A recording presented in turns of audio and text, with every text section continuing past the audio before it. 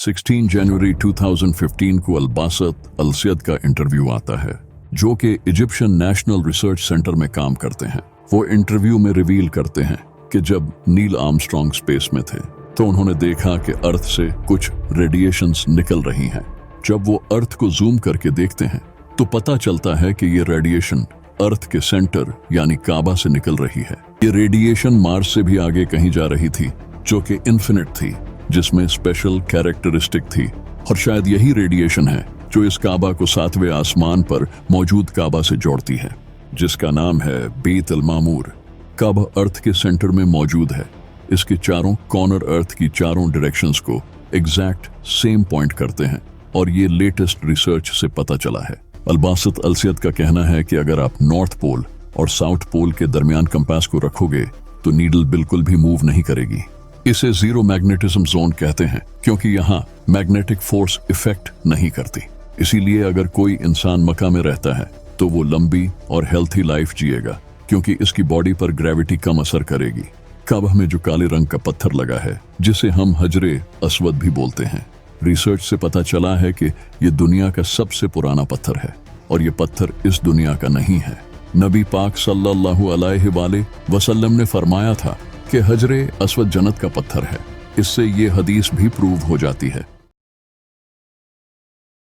1.618 ये जो नंबर आप देख रहे हो, इसे द गोल्डन रेशियो कहा जाता है।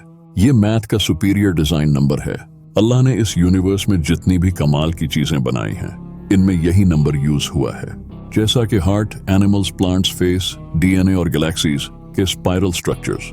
ये नंबर इतना यूनिक है कि इस नंबर को इंसानों ने भी कई चीजों की बनावट में यूज किया है, जैसा कि इजिप्ट के पिरामिड्स, जिसे देखकर आज तक इंसान हैरान है कि इसे आखिर बनाया कैसे, जबकि आज के दौर में इतनी टेक्नोलॉजी होने के बाद भी इन्हें बनाना इम्पॉसिबल है।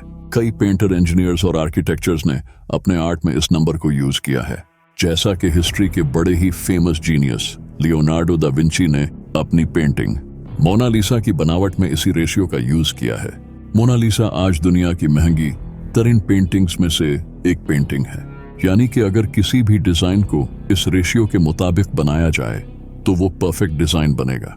केपलर जैसे फेमस एस्ट्रोनॉमर ने तो इस नंबर को ग्रेट ट्रेजरी कहा है। लेकिन आखिर इस दुनिया में वो कौन सी जगह है जहां ये नंबर अप्लाई होता है? मक्का, वही शहर जहां काबा है। मक्का और नॉर्थ पोल के दरमियान का डिस्टेंस है 7,631.68 किलोमीटर्स, और मक्का से साउथ पोल के दरमियान का डिस्टेंस है 12,338.32 किलोमीटर्स, जिसका प्रोपोर्शन बनता है 1.618, दी गोल्डन रेशियो। इतना ही नहीं, साउथ पोल और मक्का दोनों पोल्स के दरमियान के डिस्टेंस का प्रोपोर्शन भी 1.618 बनता है। अगर लैटिट्यूड और लॉन्जिट्यूड मैप से भी देखें तो मक्का की सोल्स्टाइस लाइन से वेस्टर्न डिस्टेंस से ईस्टर्न डिस्टेंस का प्रोपोर्शन भी 1.618 ही बनता है। वेस्ट साइड से मक्का की सोल्स्टिस लाइन तक डिस्टेंस और इसी लैटिट्यूड पर दुनिया के पेरीमीटर का प्रोपोर्शन भी 1.618 बनता है। मक्का पूरी दुनिया में वाहिद ऐसी जगह है जिसकी लंबाई चौड़ाई में गोल्डन रेशियो बनता है।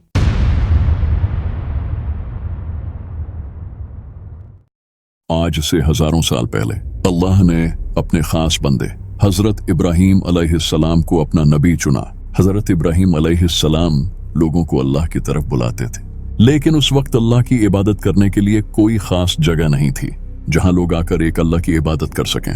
हजरत इब्राहीम अलैहिस्सलाम की ख्वाहिश थी कि काश कोई ऐसी जगह हो जहां लोग आकर अल्लाह को याद कर सकें। तो अल्लाह ने अपने दोस्त हजरत इब्राहीम अलैहिस्सलाम की इस ख्वाहिश को पूरा किया और हजरत इब्राहीम को काबा बनाने का हुक्म दिया। हजरत इब्राहीम अलैहिस्सलाम ने अपने बेटे हजरत इस्माइल अलैहिस्सलाम के साथ काबा को बनाया, लेकिन काबा को सबसे पहले हजरत इब्राहीम अलैहिस्सलाम ने नहीं बल्कि हजरत आदम अलैहिस्सलाम ने बनाया था। लेकिन हजरत आदम अलैहिस्सलाम के इस दुनिया से रुखसत हो जाने के बाद हजरत नूह अलैहिस्सलाम का दौर आया, और हजरत नूह अलैहिस्सलाम के दौर में पूरी दुनिया में बहुत बड़ा फ्लड आया, जिसकी वजह से काबे की दीवारें गिर गई, जिसके हजारों साल बाद फिर हजरत इब्राहीम अलैहिस्सलाम ने इसे रिकंस्ट्रक्ट किया। हजरत इब्राहीम अलैहिस्सलाम ने जब काबा को रिकंस्ट्रक्ट किया, इसके बाद से दुनिया भर से लोग आकर काबा में इबादत करते थे और इस वक्त काबा बहुत बड़ी टूरिस्ट डेस्टिनेशन बन चुकी थी। जो कि एक बादशाह जिसका नाम था अब्राहा, उससे देखा नहीं गया और उसने काबा को डिस्ट्रॉय करने का फैसला किया और वो एक बड़ी फौज के साथ काबा को डिस्ट्रॉय करने के लिए निकल पड़ा। तभी अल्लाह ने इतनी बड़ी फौज को छोटे परिंदों से हरा दिया। इन परिंदों ने अपने मुंह में पत्थर डालकर अब्राहा की फौज पर फेंके और इन पत्थरों ने अब्राहा की पूरी फौज को तबाह कर दिया, जिसका जिक्र न सिर्फ कुरान में है बल्कि ये हिस्ट्री का पार्ट है। अब्राहा के इस इंसिडेंट के कुछ सालों बाद मक्का में नबी पाक सल्लल्लाहु अलैहि वसल्लम पैदा हुए। नबी पाक सल्लल्लाहु अलैहि वसल्लम के दौर में काबा में 360 बुत रखे हुए थे जिनकी अरब के लोग पूजा करते थे। लेकिन 600 ईस्वी में एक ऐसा फ्लड आया जिसने काबा की दीवारों को डैमेज कर दिया। इसके बाद अरब के लोगों ने काबा को दोबारा तामीर करने का फैसला किया और नबी पाक सल्लल्लाहु अलैहि वसल्लम ने अरब के बाकी कबीलों के साथ मिलकर इस काबा को बिल्ड किया। लेकिन जब ये काबा बिल्ड हुआ और हजरे अस्वद को रखने का टाइम आया तो अरब के कबीलों की आपस में लड़ाई शुरू हो गई। हर कबीला ये चाहता था कि ये नेक काम वो खुद करे, जिसे देखकर अबू उमैया बिन मुगीरा ने कहा कि कल सुबह जो इंसान काबा में पहले एंटर होगा वही ये काम करेगा। अगले ही दिन जब लोगों ने देखा तो नबी पाक सल्लल्लाहु अलैहि वसल्लम वहां पहले से मौजूद थे। फिर नबी पाक सल्लल्लाहु अलैहि वसल्लम ने अरब के बाकी कबीलों को भी अपने साथ मिलाया और इस मुकद्दस पत्थर को काबा में रखा। इसके कुछ टाइम बाद नबी पाक सल्लल्लाहु अलैहि वसल्लम को नबूवत मिली और लोग मुसलमान होते गए। लेकिन इस वक्त तक लोग काबा की तरफ नहीं बल्कि मस्जिद अक्सा की तरफ मुंह करके नमाज पढ़ते थे। फिर एक दिन नबी सल्लल्लाहु अलैहि वसल्लम पर वही आई और इसके बाद से नबी पाक सल्लल्लाहु अलैहि वसल्लम ने काबा की तरफ मुंह करके नमाज पढ़ी। नबी पाक सल्लल्लाहु अलैहि वसल्लम जब मक्का में थे तो उस वक्त मक्का के सारे लोग आपके दुश्मन बन चुके थे। तो नबी पाक सल्लल्लाहु अलैहि वसल्लम ये सब देखकर 620 ईस्वी में मक्का छोड़कर मदीना आ गए। लेकिन कुरैश फिर भी मुसलमानों को उम्रा नहीं करने देते थे। तो फिर नबी पाक सल्लल्लाहु अलैहि वसल्लम ने मक्का के लोगों के साथ सुलह हुदैबिया साइन किया। इस एग्रीमेंट के मुताबिक मुसलमान काबा में आ सकते थे, लेकिन इस एग्रीमेंट में यह भी लिखा था कि मुसलमानों और मक्का के दरमियान 10 साल तक कोई जंग नहीं होगी। लेकिन 10 साल बाद मुसलमान काफी ताकतवर हो चुके थे और उस वक्त तक कई लोगों ने इस्लाम कबूल कर लिया था और 630 ईस्वी में नबी पाक सल्लल्लाहु अलैहि वसल्लम ने मक्का को फतह कर लिया। मक्का फतह करने के बाद इन्हीं सहाबियों ने खुद से बुतों को तोड़ा जो कि पहले इनकी पूजा किया करते थे। इसके बाद 683 ईस्वी में मेरे मौला अली अलैहिस्सलाम की वफात के बाद अब्दुल्ला इब्ने जुबैर और खिलाफते उमैया के दरमियान जंग हुई। इस जंग में काबा को आग लगा दी गई थी, जिसके बाद अब्दुल्ला इब्ने जुबैर ने काबा को दोबारा तामीर किया।